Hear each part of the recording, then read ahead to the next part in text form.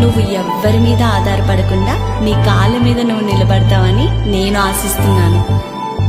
ప్రేమతో అక్క. I love you.